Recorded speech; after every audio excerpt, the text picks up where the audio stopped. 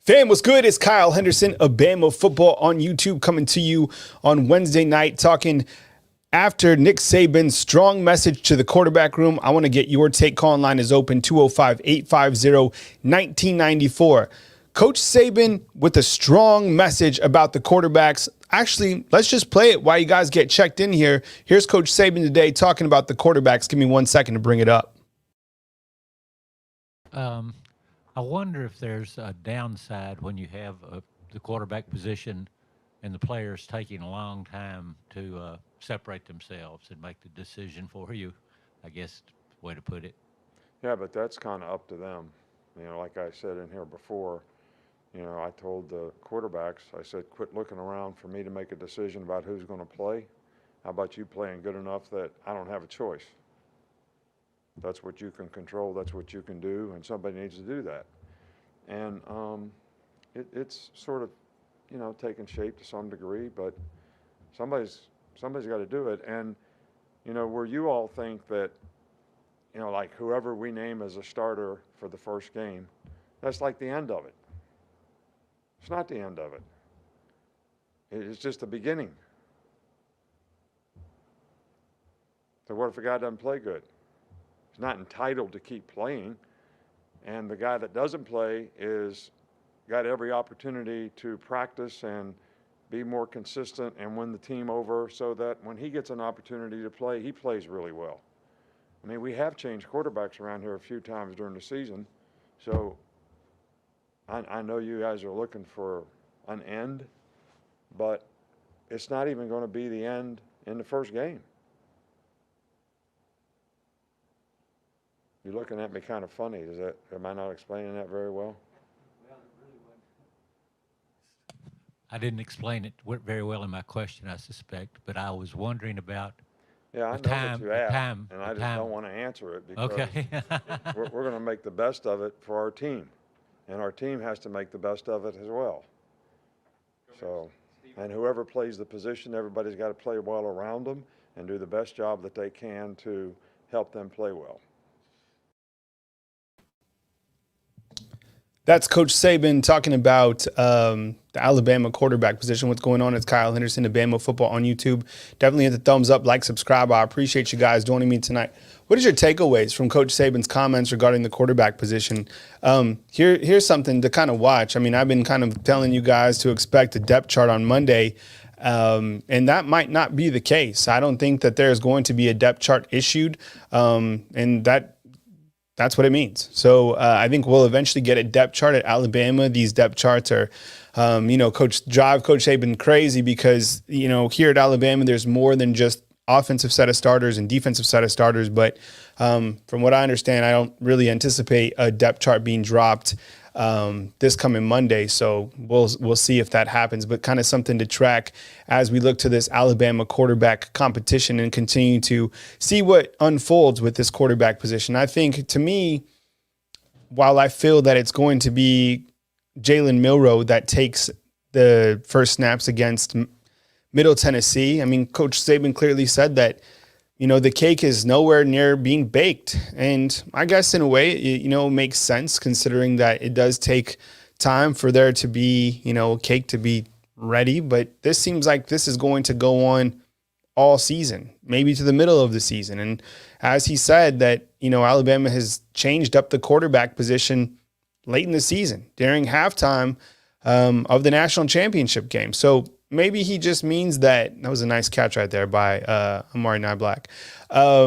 Maybe he just means that, look, you gotta, like, no quarterback has taken the reins yet. No quarterback has proven that they can be that guy yet, which is, I mean, in my opinion, I just feel, the season is not this coming Saturday, but next Saturday. We still don't know who the quarterback is at the University of Alabama. What kind of message do you think that is sending to his quarterback room? Sound off in the comment box, or better yet, you could call in. The phone line is open. Thanks, David, for the super chat. I appreciate it. He says Jake Pope going to be one to watch this coming season. Yeah, absolutely. Let's kind of look at these highlights. I'll break them down while we wait for everybody to get checked in. Let me know where you're coming from inside the comment box. I appreciate you guys joining me tonight. We'll play some more Saban sound bites and kind of go through what he talked about this Wednesday. This will be, we will not hear from him on Saturday because Alabama does not have a scrimmage this Saturday. Alabama will start next week on Monday, back to their weekly schedule, which is Coach Saban on Monday at 12, and then Coach Saban on Wednesday and Coach Saban on Thursday with the coaches show, and then Coach Saban for post game following each weekly game. Kyle Anderson, Alabama football on YouTube. Hit the thumbs up, like, and subscribe. Let's kind of rewind. What's up, AJ? I see you inside the comment box from Louisville.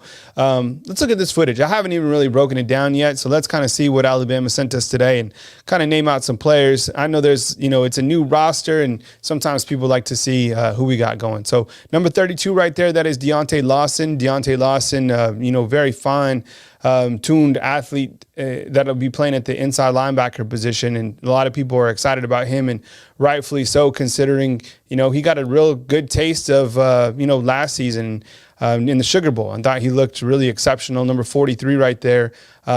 That is Shawn Murphy, a guy that we haven't necessarily talked too much about. And again, like when we get these highlights or we're not talking about specific players, dang, Malachi, these guys are looking sharp. Number 40 right there, that is Kendrick Blackshire. Who was this just a second ago catching the football? Let's kind of rewind right there.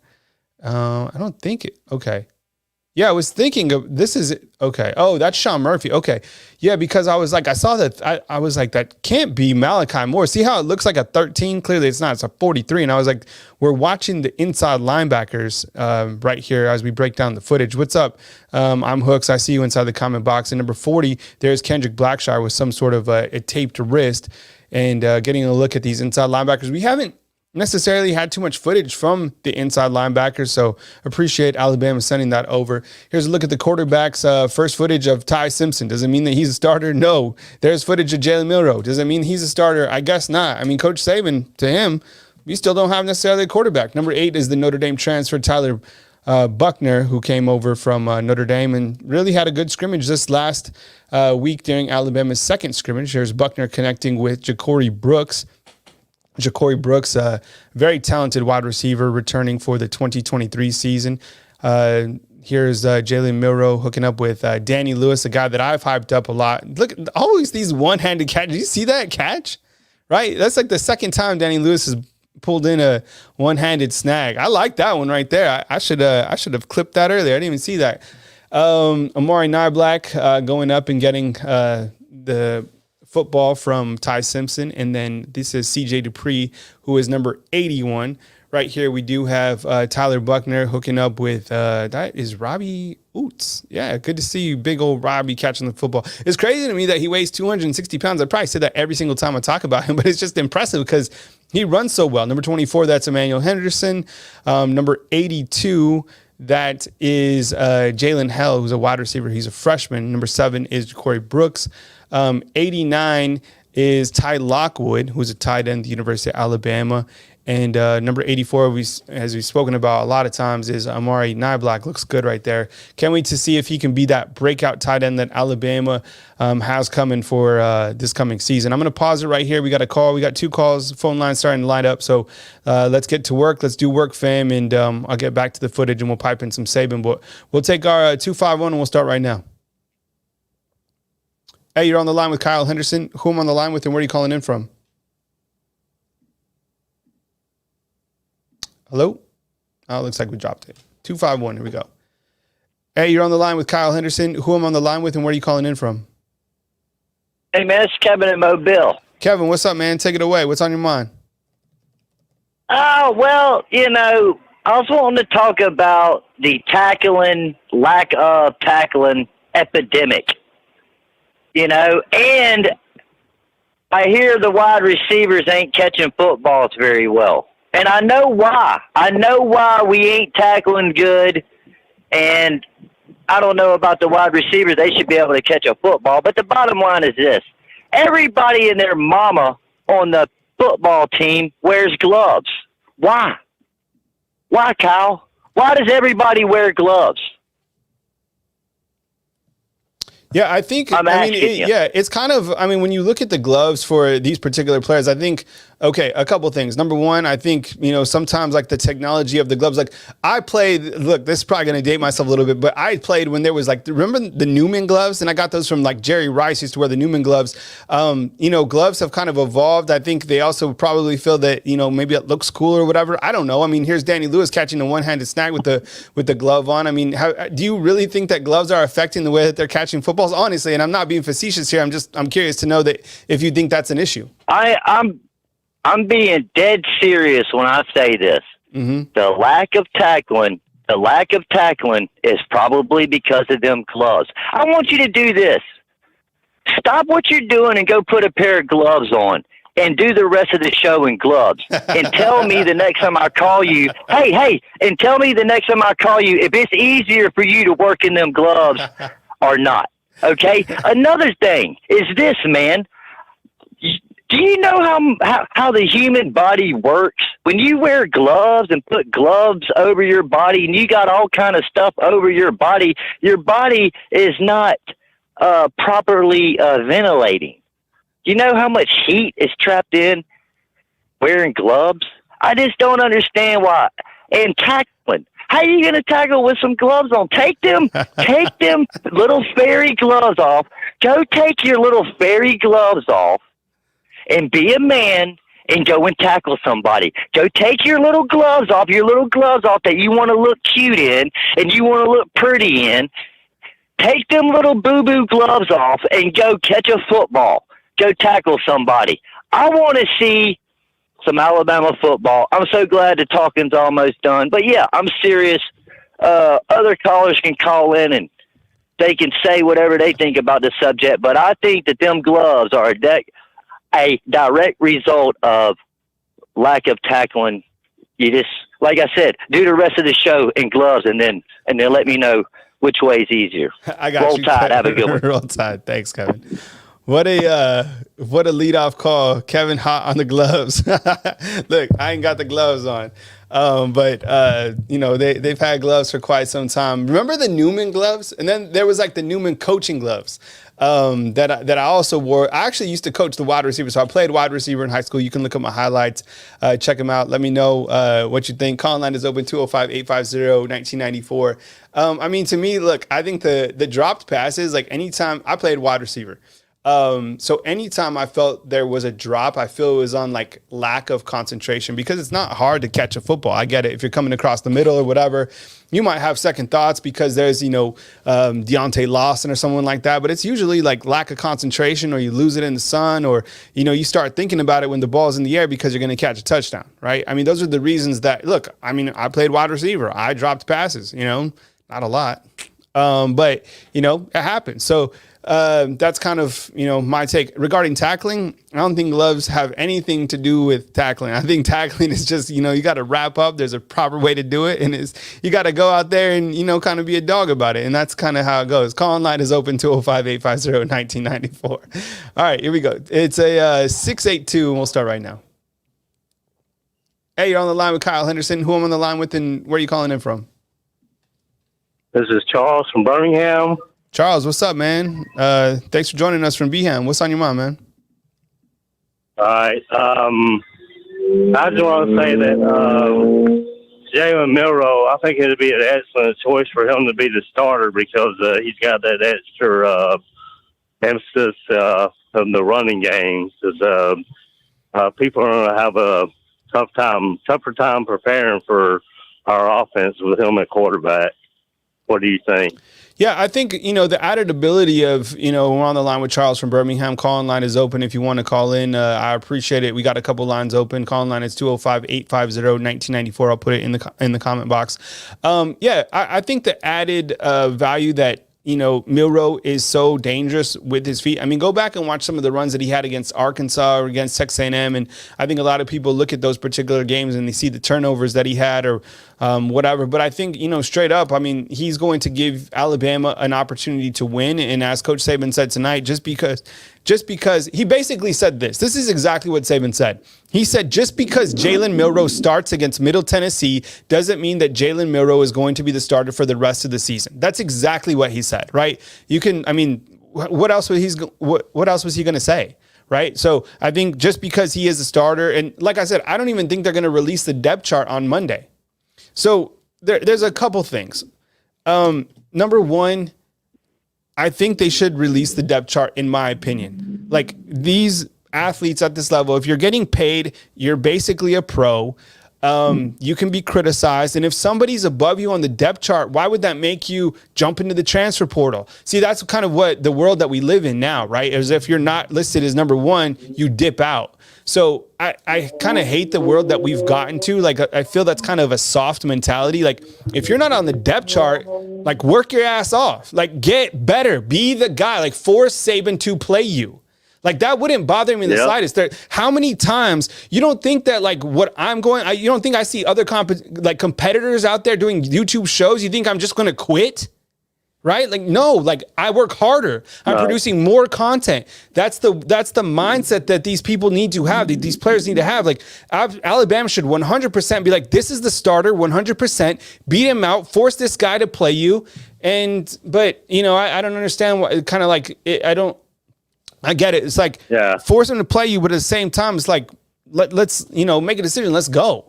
But I mean, absolutely. Like, Jaylen Milro is, trouble to prepare for, just like Ty Simpson. The problem is you're not only preparing for Ty Simpson or Jaylen Milro, you're preparing for Alabama football. It's not a one position game. Like, you have to deal with the defense and the offense and the special teams and everything else. It's just like, I'm tired of, the back and forth quarterback competition. Like, somebody needs to just be named the quarterback. Everybody just shut up, go out there and beat Middle Tennessee State by 50 points and get on to Texas. And also, I just want to say one thing. I think the defense for us is going to be very nasty this year. I don't think they're going to be playing around at all this year. I mean, Kevin Steele, him coming in, I mean, I think he brings that mantra to, he wants to attack. He wants the guys to get after it. So, I'm tired of, like, all this talk. It's just like, it's annoying. Like, we need to focus on, like, these players just, I mean, I'm sure these players want to play just like I want to see them play too. It's like, you get into that point of fall camp where you're just so tired of, like, playing against each other and stuff like that. You just want another opponent. Today I was trying to find who to contact for, if you're out there, from Middle Tennessee football, like, who covers a newspaper. Go ahead. If there's somebody that can research it and help me. I looked for like an hour. I don't even know who covers the program. The game is silly that they're playing Middle Tennessee, to be honest. Anyways, Charles, anything else before I move to the next caller? No, that's good. Roll Tide and keep up the good work. Yeah, I appreciate it, man. Thanks. Charles calling in from Birmingham. That was probably like me more of me talking than Charles, but you get what I'm saying? It's just like, I mean, we're getting to that point in fall camp. You remember, like, when you played football, there were so many times you just, like, you're tired of doing the same thing. You're, like, actually ready for a game. National Champions is saying we'll beat Middle Tennessee by 26 points or more. What's the line on this game? I haven't even looked it up. I'm sure it's like 28 points. I would imagine that Saban calls the dogs off without calling all the dogs, right? And do you think we're going to see 2 quarterbacks in this game or 3 quarterbacks? Honestly, because sometimes Saban doesn't take out the starters. Let's play that clip again and just kind of go over what Saban said real quick, and then I'll get to my next call. Actually, we'll bring in my next caller, and then we'll go back to Saban. So it's a 662. Hey, you're on the line with Kyle Henderson. Who am I on the line with, and where are you calling in from? What's up, man? My name's Caleb. I'm from Caledonia, Mississippi. Caleb from Mississippi, man. Go ahead, man. Take it away. Man, I wanted to call about the whole quarterback situation. I feel like, I don't know, Ty Simpson, I was thinking about it earlier today. He's kind of giving me Blake Barnett vibes. You know what I mean? He has that look in his eye, even on practice film where I've seen him. He has that deer in the headlights look, even in an 8A game. I mean, he looks decent, but this is probably the weirdest quarterback competition I've ever seen in my life. Milro, he's so gifted, man. He's jacked. He's the fastest guy on the field. He can literally take it to the house, and he hits full stride immediately. I mean, his acceleration is instant. He's a taller Jalen Waddle. And he just has problems with his accuracy, man. It's just every time Jaylen would drop back to throw the ball, I would hold my breath. And when it was an interception, it was just horrible. It wasn't even near the guy. I don't know if it was nerves. I get it. He only played in 2 games and a guy can improve. But Ty Simpson, there was so much hype. I mean, even, everybody thought it was a shoo-in coming into this year, right? I mean, Ty Simpson, the 5-star phenom freshman coming out of high school, he just has that look in his eye. I've never seen that man once look confident in practice. Every time he throws it, he has a clean release. I love his release, but it looks like he doesn't look comfortable. Milro doesn't look comfortable. Milro, I think he might have trouble reading at defense, or he kind of has, Jaylen had that problem for a little bit, and now he's great in the NFL, but Jaylen used to like to sit in the pocket. If he didn't see his first read immediately, he would dip out. And Jaylen can do that a little bit better. Jaylen Milro can do that a little better. He's faster, but it's this quarterback conversation, man, it's creeping me out. So I think for this year, I think it's going to be a lot of Justice Haynes, a lot of Jason McClellan, a lot of Roydale Williams, and it's going to be a couple play action bombs over the top. That's my opinion. I wanted your thoughts on that. Yeah, well, I like you. It is creeping me out, right? Because it's like we had the whole Jaylen and Tua one, but this is way weirder because you like have the guy coming back with some experience. So you have a guy with no experience, and then you have a guy in Tyler Buckner with some experience but played for a different school that is less talented than Alabama, right? So it's been strange. I mean, and we've been talking about this since really Bryce left. I mean, at this point, I don't care who the quarterback is going to be against Middle Tennessee because that game is going to be, we all know what's going to happen in that game. There's some rat poison for you guys. But like Jim is saying inside the comment box, he's like, Saban almost hinted that the quarterback beating Middle Tennessee could be different than the one Texas faces. You imagine that? Exactly. I think that's what very well could be the case. I mean, people close to the program have said that to me. Well, let's decipher what that means. Okay, so Jaylen Milro starts and he plays the game. And what happens if Jaylen Milro throws for 4 touchdowns, rushes for 2? The headlines read, Milro leads Alabama past Middle Tennessee, scores 6 touchdowns. And then does that mean going into Texas will face Ty Simpson with no game experience? That certainly can't be the case. So more than likely what that is telling us that Milro starts, he plays, he scores 4 touchdowns, Alabama's up 28-0, and then you sub in Ty Simpson. Is that Caleb, is that how you're reading it too? Well, there's that saying, if you have 2 quarterbacks, you have none. So, and let's be real, it's Middle Tennessee State and we're Alabama. We could have me or you go out there and play quarterback. We hand the ball off to Haynes and McClellan 50 times. We're going to win the game by 30. So I don't care who goes out there the first game. They're going to dominate. And like I said, I think we're going to be a running team this year. But the real test is, nobody's going to have confidence after beating Middle Tennessee State by 50. That's not something to feel good about. When Texas rolls into town, them boys better be on their game because Texas, after last year, they're going to want to feast. Whether it's Simpson or Milro, they've got to get it together, dude. Because Milro, at times, he's fast, but he can't hit the broadside of a barn. When that man drops back and throws a pass, I get scared for my life. And I haven't seen enough of Simpson, but there's something obviously wrong because we all saw. I'm not calling Milro bad because he's not bad, but he's not a good passer. Since I've seen. So there's something going on with Ty that's not being talked about, that he hasn't at least that it's this close. So I don't know what's going to happen when Texas comes into town, but I think, like I said, that, it's going to be a lot of play action, and we're too deep at running back for Saban not to just pound the rock, maybe hit the play action. But the sad part is we got so many playmakers at receiver, man. We got to get somebody to get them the ball. And they got to catch the ball too, right? Yeah, Print Bond. I mean, I'm so heavy on Bond, man. I think if one wide receiver is going to break out, it's going to be Bond. Dude he's super fast. Him and Prentice and Brooks, them 3 alone. If we can just get somebody to hit those short to medium passes, just get them the ball in space. They can do the rest. We don't need a 2nd and 26 type throw. You know what I mean? We need a quick slant, and they can take it to the crib. So it's just, I don't know. Simpson, he needs to get over the nerves.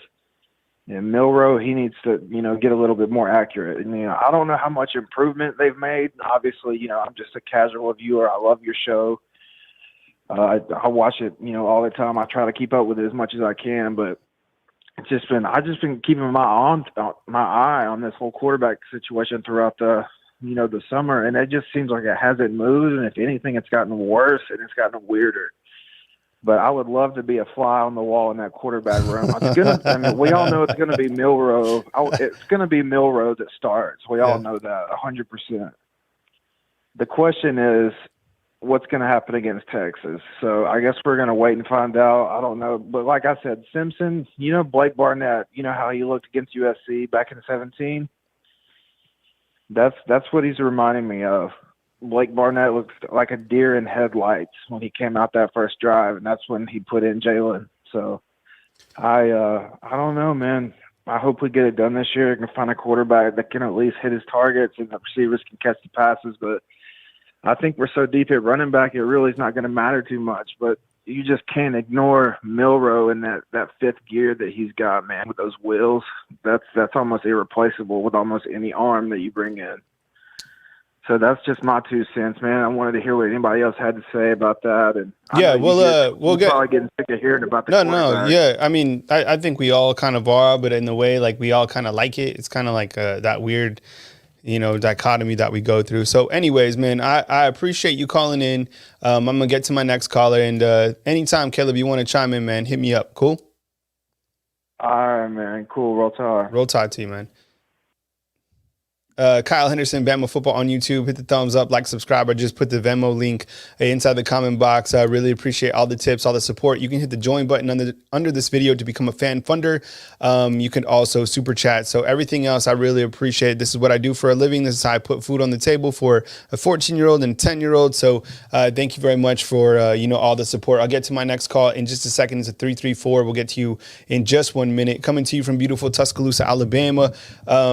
I really appreciate you guys joining me tonight. That was Caleb from Mississippi. He made me laugh. He's like, this quarterback competition is creeping me out. It's kind of creeping me out too, right? I'm tired of talking about it. It's like that. What are we going to talk about from the quarterback if Alabama ever finds a quarterback? And then after Alabama plays Texas, then what are we going to talk about, right?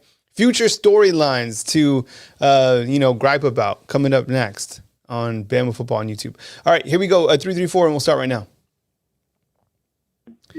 Hey, you're on the line with Kyle Henderson. Who am I on the line with, and where are you calling in from? Hey, this is Nate Dogg from Alabama. I just wanted to say a couple things.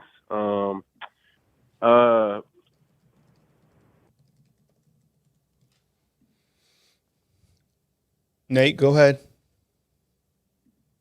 Nate,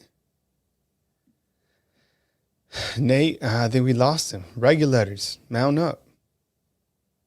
Let's see. Hey, Nate, go ahead, man. I think we lost. Is this Nate? No, this isn't Nate. We lost Nate. New caller. Who on the line with, and where are you calling in from? Hey, this is David from behind enemy lands in Louisiana.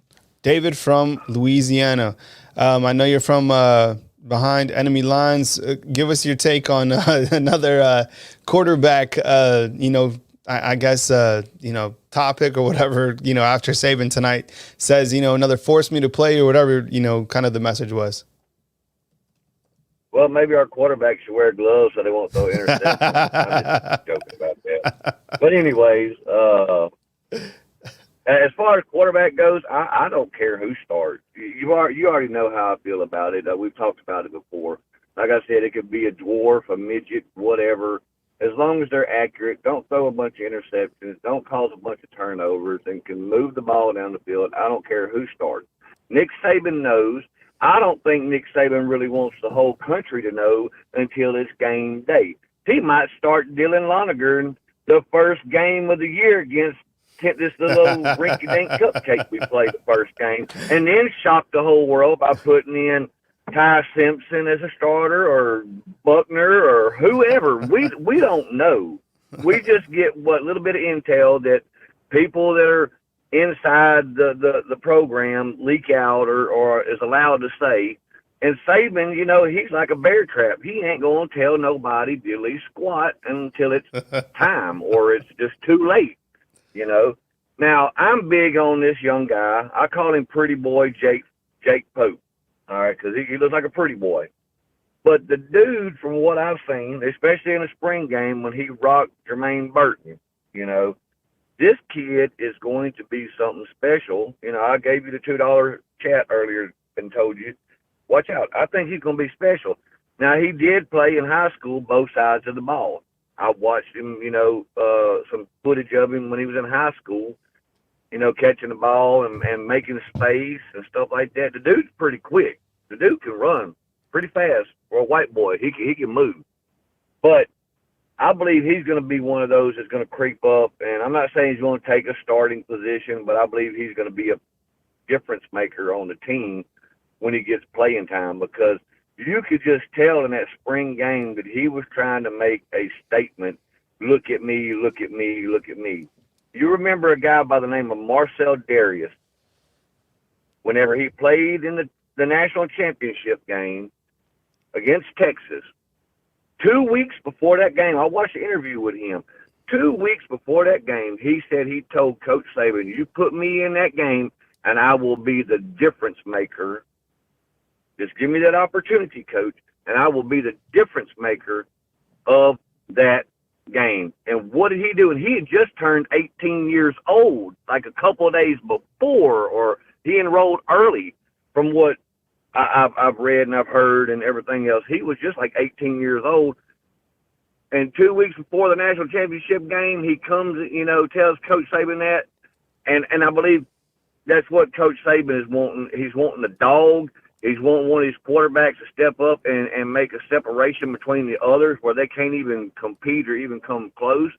But they've got to remember, whoever is second string or third string or whatever the case may be, they've got to be prepared. And that was one of the biggest things whenever Bryce got hurt last year in that Arkansas game, and we had to put in Milro. He wasn't I'm not going to say he wasn't physically prepared. He wasn't mentally prepared for what was coming at him, because he never thought in a million years that it would happen, you know, that Bryce would get hurt and he'd have to come in. He didn't think that. He was probably thinking in the back of his mind that I won't start until he leaves his school. Look what happened with Tua when he got his foot hurt. And Jalen Hurts came in and beat Georgia for the SEC championship. He was mentally prepared because he knew, you know, yes, he was a starter before, but he knew that chance could always arise, and I'm going to take it by the reins and I'm going to do what I have to do for my team. And that's what these quarterbacks and defensive backs, linemen, linebackers, running backs, wide receivers, tight ends, water boy, assistant coach, whatever, you have got to be one step ahead, because it doesn't matter who you are, what position you have, whether it's a quarterback, wide receiver, tight end, running back, or whatever you play, or even a bag boy at your local grocery store, there's always going to be someone better than you that's going to step in and take control and put you on that hardwood bench sitting over there on the sideline and you crying. So with that being said, I'm done with my rant. I don't care who's the quarterback, as long as they prepared and they're ready to rock and roll and bring us to a national championship. Everybody just need to chill out. And I know it's a stressful thing, but Coach Saban knows what he's doing. He's just not going to put anybody in there that don't know, that he don't feel comfortable with. Coach Saban and the staff has everything under control. With that being said, God bless every one of you. God bless this country. Love y'all. Roll Tide. Good night. All right, that was our good buddy David calling from behind enemy lines in Louisiana. Kyle Anderson of Bama Football on YouTube. Hit the thumbs up, like, subscribe. 205-850-1994. Call line is open. We're talking about the Alabama quarterbacks. Let me play that clip real quick of Coach Saban, and then we can kind of decipher, you know, a little bit more, you know, what he was talking about. It's such a good soundbite. Give me 1 second. I got to remove myself. Add Coach. Just give me 1 second while Coach, where have you seen Tim Keenan make the most progress on the defense?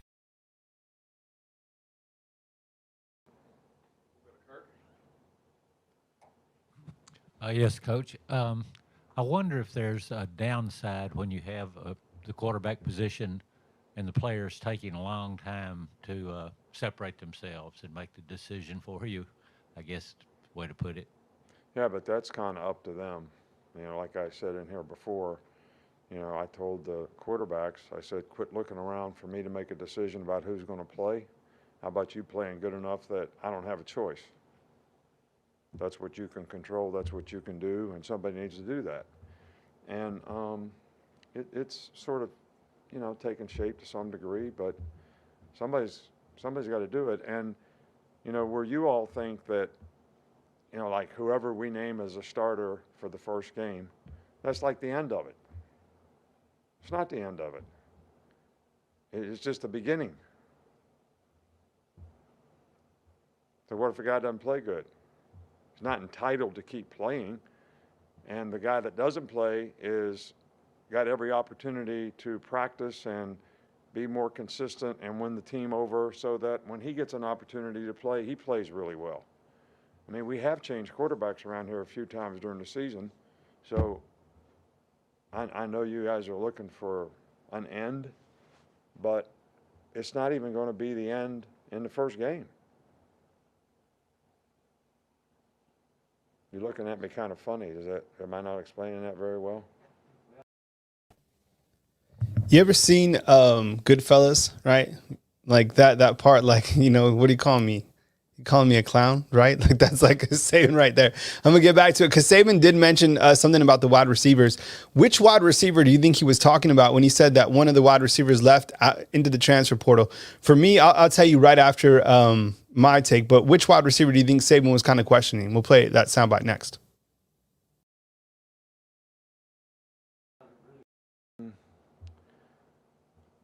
I mean, I think just about every time something bad happens, and when I say bad happens, I'm talking about an explosive play. It's either about ability to retain and develop some of the players that you've recruited at wide receiver in particular. I don't know. I don't know who you're specifically, talking about, but guys that get in the transfer portal, this is not for everybody. Okay, so maybe people that want to be here, want to be good, want to do the best they can, develop value for their future and who they are as a person, what kind of requirements we have for them to succeed academically so they can develop a career on the field, and what we're going to do to try to develop them on the field.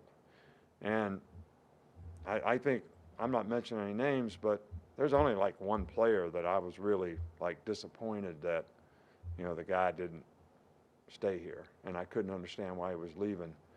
And, and all the rest of them, they would have contributed if they stayed and had the right attitude, but it's their choice. And, what we have an opportunity to do when guys leave is we have an opportunity to replace them too. I think he was talking about, in my opinion, he was talking about Aaron Anderson. But a lot of people are talking about, like, look, JoJo Earl could have been one of them. Could have been Christian Leary. Could add Scott. Alice saying JoJo Earl as well. What about this one? What about Ajay Hall? Just kidding. Do you think he was talking about Ajay Hall? Remember Ajay Hall when he came? But what was crazy is when Ajay Hall caught, a pass, people were like excited, and then he dropped a pass. That was a dumpster fire, right? When Ajay Hall was there. Oh my goodness, that was wild. Back to the highlights, and we'll take our next call, and we'll take it right now. It's a 601. Hey, what's going on? You're on the line with Kyle Henderson. Who am I on the line with, and where are you calling in from? How's it going, Kyle? This is Jay from Pensacola. Well, currently a truck driver on the road, but coming through Atlanta. All right, Crazy man. traffic. Jay But, from Pensacola on the road. We appreciate you calling in. Be safe. We care about you out there, man. So what's up? What's on your mind? Go ahead. Take it away. I was just going to comment on what you was talking about. I think could have been Trayshawn Holden as well. I mean, probably not likely, but he could have been talking about Trayshawn Holden as well. But I feel like with the quarterback situation, I feel like it all play out. I know everybody making a big deal about it, and I ain't really going to talk too much about it, but I feel like it'll all play out. And I feel like the receivers will bring it all together when it's crunch time. I feel like everybody's going to play their part. It goes for the whole team. I feel like everybody's going to play their part. I feel it's going to be a phenomenal year. I come to talk positivity. So I think everybody's going to do their part, in my opinion. Yeah, I mean that's the thing. I mean this team is laying in the weeds, right? Like so many people. Like when I've been doing a lot of these Texas interviews, and you hear LSU, you hear Tennessee, like everybody now thinks that they can play with Alabama. Honestly, 100%. Exactly. 100%. Everybody out there, Georgia feels that they're above Alabama. Period. And then everybody else feels that they're on the same level as Alabama. They feel that Alabama doesn't have a quarterback that can beat them. They feel that Alabama's defense isn't what it used to be. They feel that Alabama can't recruit like they used to. This is the first year, that they feel Alabama's vulnerable, 100%. Everybody, you think like LSU fans, they 100% feel that they can play with Alabama. And when I first got here in 2017, man, nobody could touch Alabama. It was boring. The SEC was honestly boring because Alabama, it was a cakewalk everywhere Alabama went, right? And last year, Alabama lost 2 games by 4 points, and now everybody's like, yeah, we can go toe-to-toe with them. We can play with them. It's kind of like they've lost that mentality. These other teams now feel that they've gotten to this pinnacle. So it's a great opportunity for Coach Saban to have some of that reverse rat poison and use that and be like, hey, you guys want to play us? Come play us. Like, come on, Texas. Come on down to Tuscaloosa. Yeah, come on. And I think that outcome of Texas will send a strong message and kind of set the tone almost for, a good part of this first half of the season. Like, because everybody's going to be dialed into that game and they're going to be so hypercritical and have Alabama under a microscope and be like, and if that game's close, everyone is going to be like, yep, we can beat Alabama. Let's go. Let's go to work. Let's go. Let's beat Alabama. But if Alabama comes out and drops the hammer on Texas, they'll be like, ooh, that, they're going to instill fear 100%. But right now for the majority, like Georgia, you talk to Georgia fans, I bet you if we went to Athens and we talked to Georgia fans, they're not scared of Alabama at all. They're not sweating Alabama. They're not 100%. I agree with you 100%. I feel like, me personally, I'm not worried about the Texas game. I know everybody looking at the Texas game. But my only concern, I have confidence. I also want them to go back to when they go on the road. I know they have a lot of home games this year, but when they go on the road, I remember back when you first came with Alabama played better on the road than it did at home. And I can't. When it comes to Texas A&M, that is a hard place to play in. And I met one of the fans that was there. He said he was right there beside his wife and couldn't hear a word that she was saying. It was so loud. And I want them to be prepared for that game. Like I'm looking at all the other games on the schedule. All the other games are winnable, 100%. But the Texas A&M game, I want them to go in there with a point to prove. I don't care where we are the team to beat this year. And one more thing I have to say, I've been meaning to tell you when I call you last week or early this week. I feel like when beating Alabama, it's like winning a national championship. That's why you see when people beat us, they storm the field because we are the national championship. We are still the standard. People don't storm the field when they beat Georgia. Well, ain't nobody beat Georgia since we have. But when people beat us, they storm the field. They be like, oh, we beat Alabama. Like, we are the standard. So that's what people need to get through their head. We still the standard. We will always be the standard. Hey, Jay, well, I appreciate you calling in, man. Be safe on the road, and I'll catch up with you next time, man. Appreciate you, man. Have a good night. Roll Tide. All right, roll Tide to you, man. Jay, out on the road delivering, your goods across this great country, so be safe on the road. Shawn from Huntsville, what's up, man? See you inside the comment box. Kendall Milton is the best from Georgia at the running back position. 100% agree. That guy's a monster. Bama Main, what's up? Roll Tide, everyone. Calling line is open, by the way. I'll put the number back on the screen. There was a comment, I think, okay, let's highlight this. What's up? The painting was a gift, Todd. I like that username. And then the avatar is like, there's a solid avatar game. So he says, don't be surprised when Buckner finishes the season as your starter. Y'all sleeping on him. Saban said that there could be, that this quarterback or whoever's going to be the quarterback, it's going to go on. So I think maybe, you start Jaylen Milro, and then you go to Ty Simpson, and then you then you add on to that gauntlet Tyler Buckner, and then you go to Dylan Lonergan, and at that point Alabama is still undefeated, and then you have Lonergan, or then you have Milro play one half, and then you sub him in for Tyler Buckner, and you win the national championship, right? That way you play everybody, everybody's happy, and that's Alabama brings in another national title. I don't know if we're sleeping on anybody. I mean, they don't even send us photos or videos or anything. We do get some photos finally of Buckner, and look, we have talked about Buckner. Buckner had, from what we understand, a really good scrimmage. Actually, performed probably the best along with Dylan Lonergan in that second scrimmage. But it was Milro who was working with the first team, so. I mean, look, Alabama has a quarterback that can get the job done.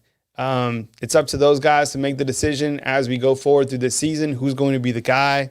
But I think we can all agree on. Give me a thumbs up if you all agree that Jaylen Milro is going to start against Middle Tennessee, right? That would probably be the most shocking thing, is if he didn't start against Middle Tennessee. I think we can all agree on that. And then whatever happens after. But see, this is what makes it so confusing, is that everybody knows that the stats that he puts up are going to be electric, right? He's going to rush for like 100 yards, throw for 200 yards, and you have like 4 touchdowns.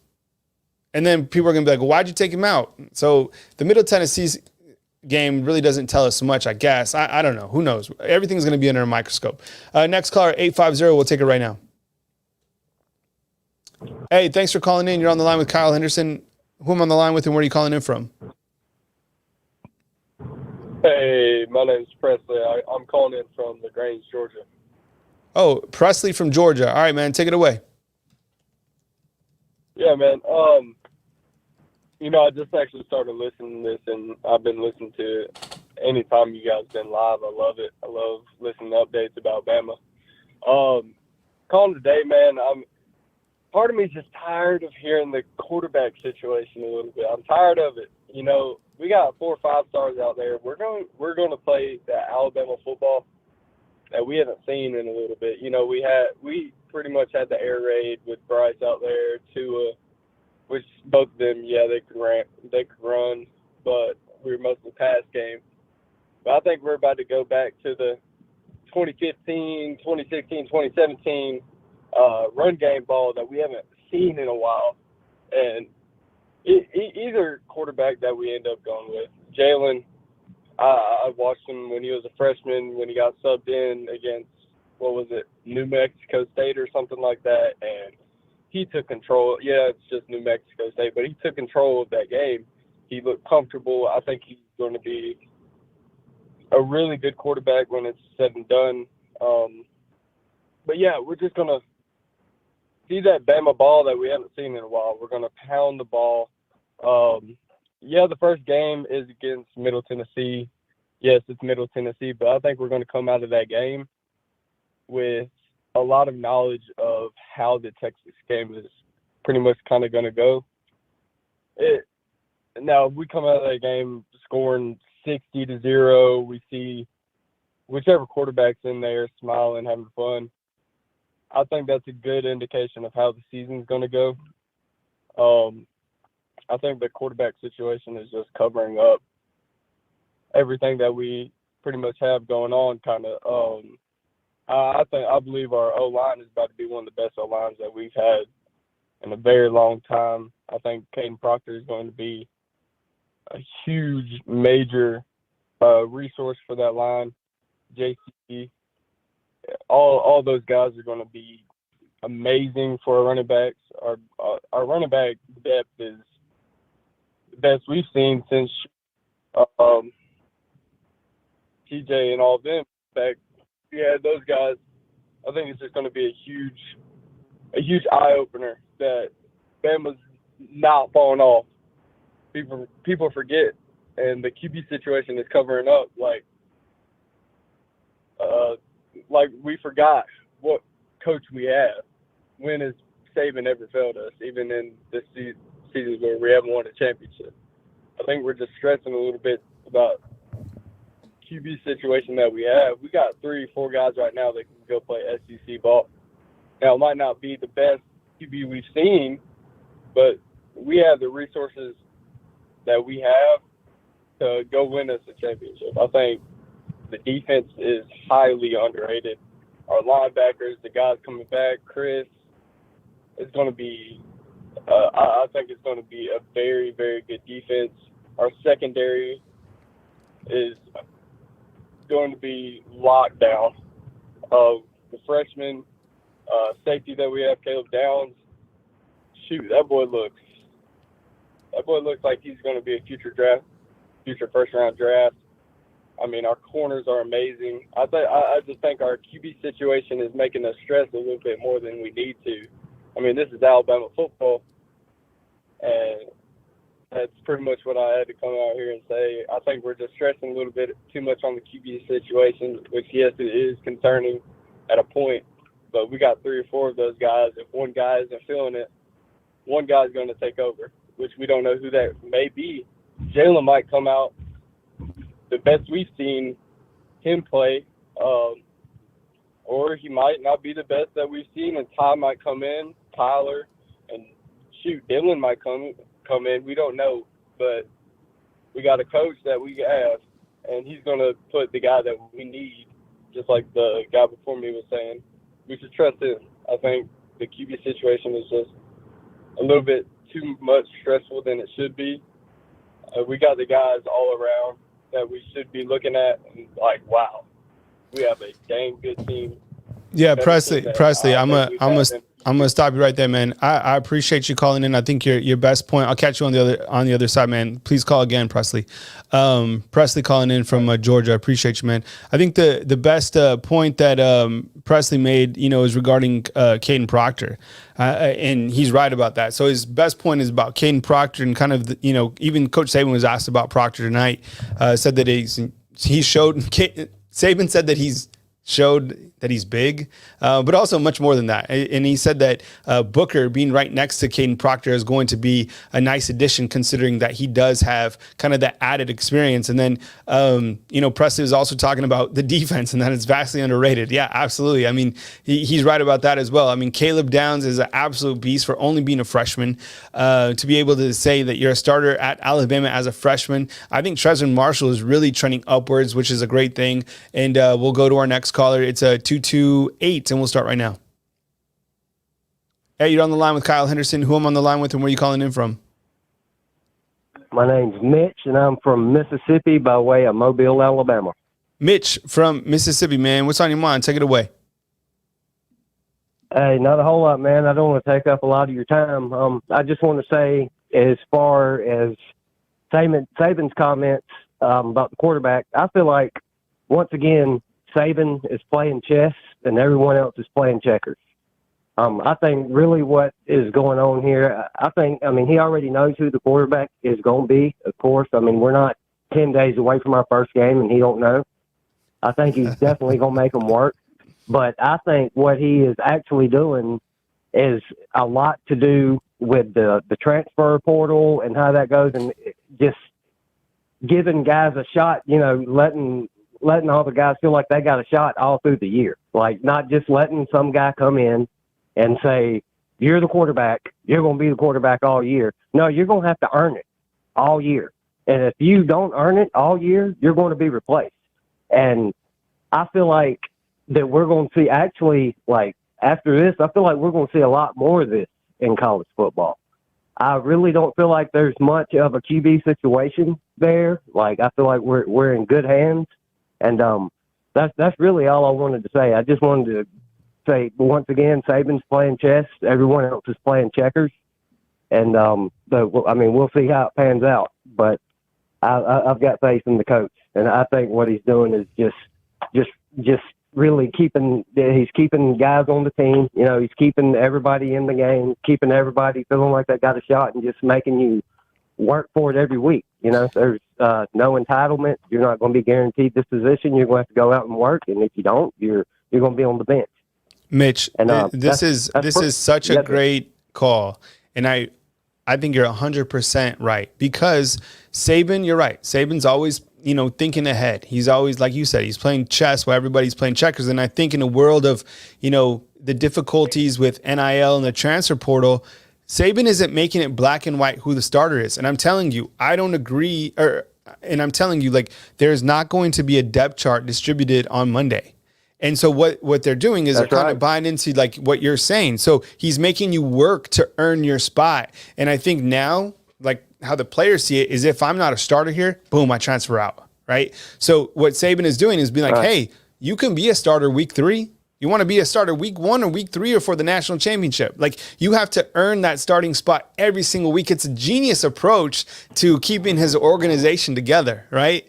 Because if you just have your starters kind of going in, then other guys are going to, you know, be disinterested or whatever. I don't agree with that. You should always have to continue to work. But nowadays, you can just dip out whenever you want. So this is a great play by Saban, making the guys earn it every single week. So, you know, you got to earn that starting spot. You got to retain it, but everything continues to, you know, like how Saban is going about this is actually quite genius, to be honest. So anything else, Mitch, why we have you on the line?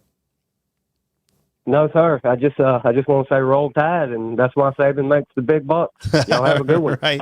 Yeah. All right. Thanks, Mitch. Appreciate you calling in. All right. Got another caller. It's a 256. We'll take it right now. Hey, you're on the line with Kyle Henderson. Who am I on the line with, and where are you calling in from? Kyle, what's up, man? This is Shawn from Huntsville, man. What's going on with you, brother? Shawn, man, I appreciate every single time you call, man. You know, I love Mitch. I love Mitch's not call. Not to interrupt you, Kyle. Not to interrupt you. Let me get right into it, Kyle. Not to interrupt my brother. I left my daughter's cheerleading practice. Couldn't wait to get home. Hopped right on the phone. Found you. I found you tonight. Let me hop right in it if you don't mind. Give me 10 seconds, because I know you got other callers. Listen, man, football season is here, man. It's here.